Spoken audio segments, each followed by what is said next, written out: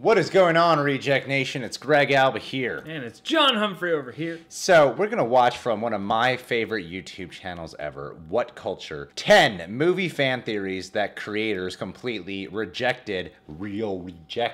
Aha. But before we go into our reaction and discussion on these theories, we wanted to give a shout out to today's awesome video sponsor, Full Sail University. Now, chances are, if you found your way onto this channel prior, you've probably heard us talk about Full Sail before because they're good friends of ours. And if you're new to this channel, you're probably interested in filmmaking in some capacity. But maybe you don't even know where to begin or what area of film you would want to work in. That's where Full Sail can help. Full Sail University offers a variety of degrees both on campus and online that can show you the ins and outs of filmmaking from pre-production to post. Full Sail's programs give you the chance to explore the different roles involved in the filmmaking process and allow you access to professional equipment so you can figure out whether you're more of an editor, a director, or a camera operator, or etc. Full Sail also features an online digital cinematography degree if you're looking to learn the basics and essentials with a modern digital spin. And Full Sail grads have gone on to work on countless films at Hollywood productions such as Avengers, Age of Ultron, Jurassic World, Frozen, and a whole bunch more. So if you're looking to develop your skills as a filmmaker and tap into the business, head on over to fullsail.edu/YouTube to learn more about their programs and how to get started. Well, thanks Full Sail for sponsoring this video. You guys are great peeps. 10 movie fan theories. Here we go.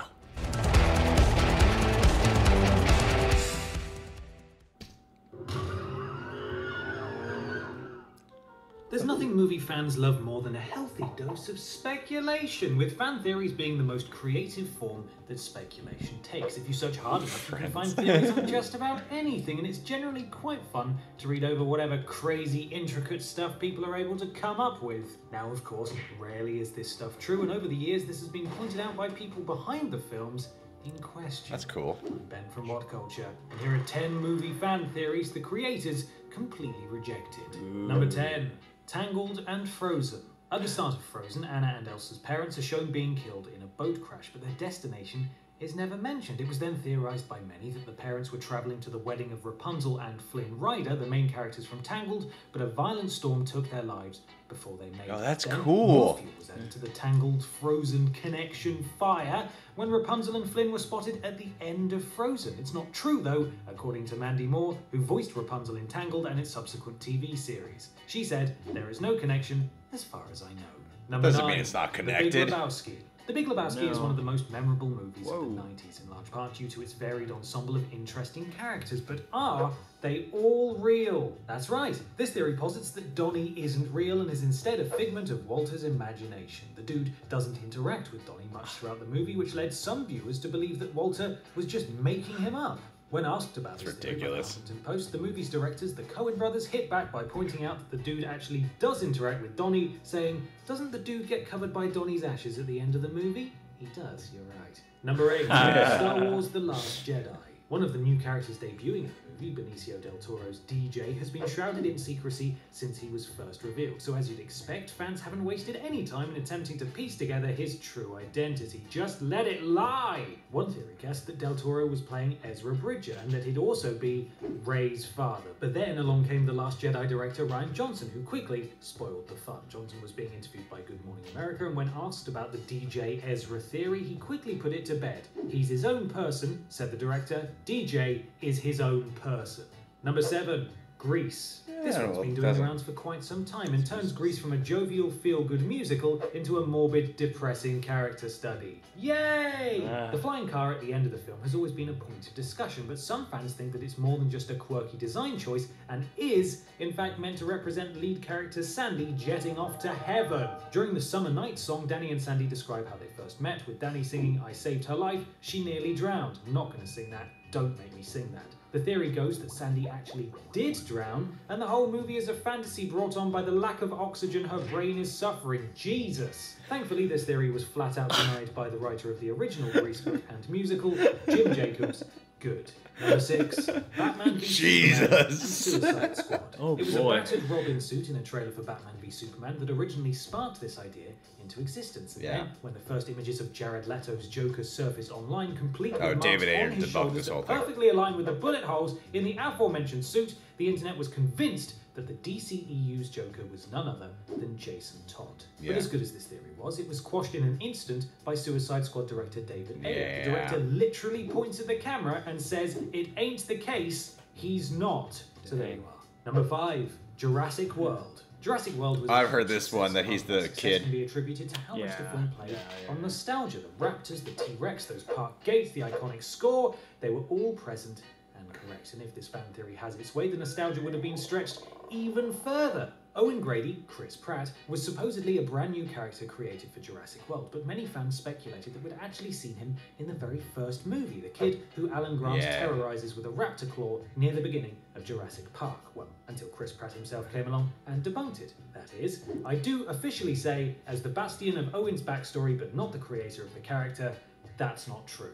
Number 4, Star Wars The Force Awakens. One of the most intriguing new aspects of Star Wars The Force Awakens was the introduction of Supreme Leader Snoke, or more specifically, finding out whether or not he harbored a secret identity. That topic has been one of the biggest online discussions in recent years, and one of the more popular proposals floating around is that Snoke is Darth Plagueis, the former master of Darth Sidious. Now, if you're going to be rejected, at least be rejected by the guy in charge of keeping Star Wars canon in check. Right? Pablo Hidalgo said the following on Twitter.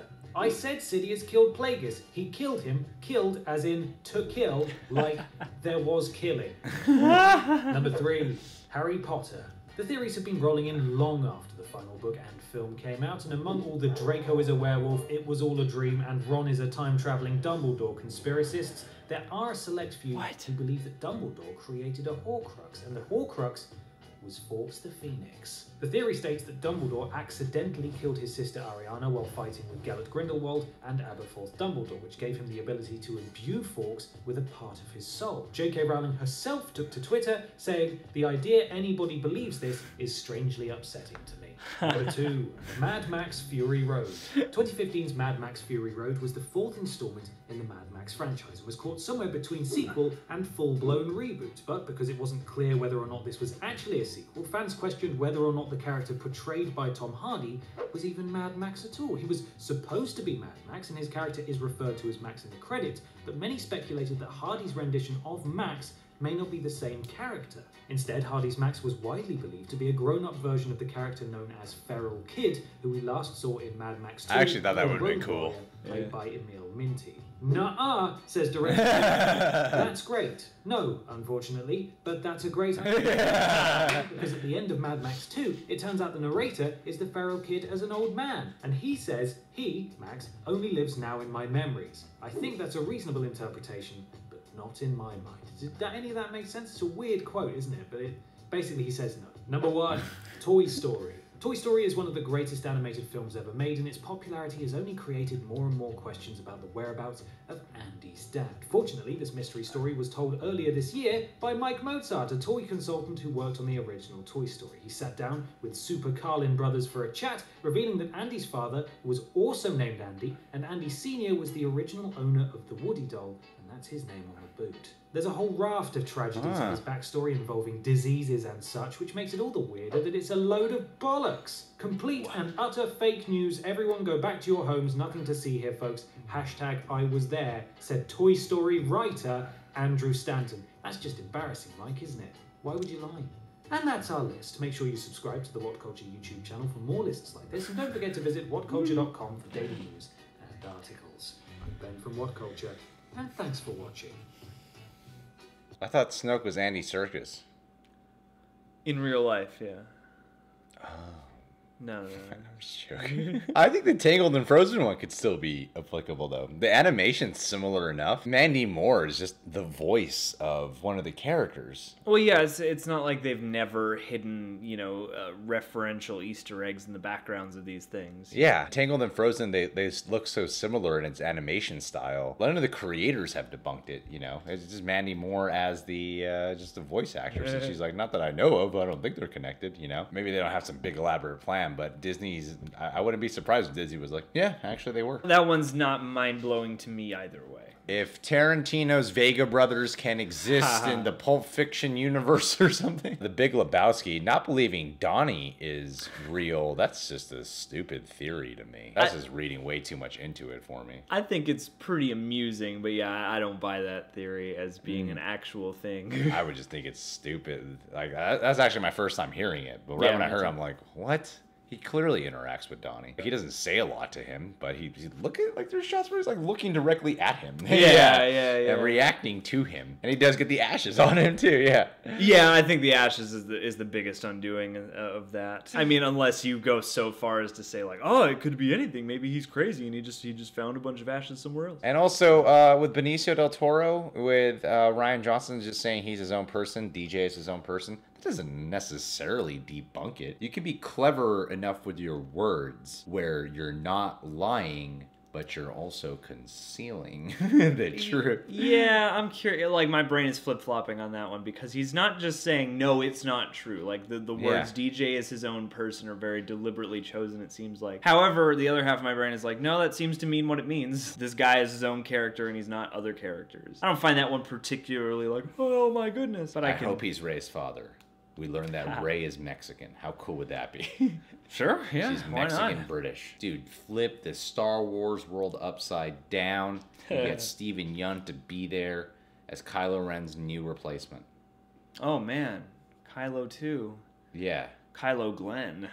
Ha Clever. Y'all are here for that. Oh, Grease. I've actually heard that theory before. That this is all hallucination because of the lack of oxygen in her brain? I find... How do people read so much into something like this? I find theories like that incredibly amusing. I don't ever think that they're really that true, but I'm like, yeah, I suppose if you want to take it down that road and surmise that this is just a fantasy Sandy is having as she drowns to death, you have at it. That's insane to me. That's an insane theory to me, man. It is. I just think it's really funny. It's just ridiculous. It makes the movie that much more weirdly charming to me to think of it that way. I don't think it's actually true. I would love to create something that people speculate on and have multiple theories about and just walk out and go, it's all true. All of it. But these conflict with this. Yep, it's all true. Life conflicts. Life conflicts. With a lot of things. The Suicide Squad one was actually pretty disappointing to me because I actually really liked that theory that Jason Todd is really the Joker. It just made sense to me when I heard that theory with what they teased in BVS, then you're getting the Joker in the next one, and then the bullet holes and the tattoos. It all seemed in alignment, and I thought it could be a cool thing they do with the DCEU. Yeah, sort of a new story for their new version of the Joker. And then hearing David Ayer spearhead the leader of the DC universe, completely debunking that. Because he has all the answers, and they will give him all the answers. So we know that's not true. Too bad. Burst in my bubble right Would have been interesting. The Jurassic Park one, that's another one where I'm like, hey, that might be true, actually. He didn't create the character, but he just played the character. For all we know, maybe it's just an IMDb search away of going, what's this kid's name? In Jurassic Park, and then looking if it matches up with the Jurassic World one. See, I thought the theory was that he was Tim. Oh, that would have been a stupid theory. Yeah, well, it's harder to swallow. If he's just this random kid, I'm like, sure. Oh, no, I saw like a side-by-side image comparison when he's like holding the claw. And then like at one point, Chris Pratt's doing that, and then the kid's talking about the Raptors, and then Chris Pratt has an obsession with the Raptors. This makes more sense. Yeah, so I thought it would have been kind of a cool theory. I thought it would have been cool, actually. It's not true to him, but I guess it still could be plausible. Everybody knows Emperor Snoke is Mace Windu. Everyone knows that. I don't know why people can't grab on to Why this. can't people just grasp that simple fact? Yeah. That Andy Serkis is doing a Samuel L. Jackson impersonation. Tired of these mother flipping Jedi on this Friday plane. The Harry Potter one just sounds ridiculous to me. That just sounds like so much mumbo jumbo. The Dumbledore Horcrux thing. I just like that J.K. Rowling was disturbed by this. Yeah, this is upsetting to me that someone would believe this. You gotta be into some pretty dark stuff to make a Horcrux, right? And like, that's not Dumbledore. That's not Dumby D. Why is his name Dumb then? Ha ha! Doesn't. My name is Greg Albel, ladies and gentlemen. Have a good prove night. your point, but it's a good quip still. Mad Max. This is similar to the Jurassic Park one. I felt like the sort of I thought that one makes sense. I even like how George Miller was like, "Hey, that would have been a cool idea." yeah. So I feel like you're allowed to have your cake a little bit because with that he has theory. the grunts and everything that is resemblant of the little boy in Road Warrior, and I haven't heard that theory actually. And he could have just taken, he met Max, so maybe he just took the name as he grew up. Yeah, but there's that ending narration of the Road Warrior that kind of debunks it a little bit. Yeah, that's fair. But, I do enjoy that as well, that even George Miller was like, what about theory? That's actually a great idea, yeah.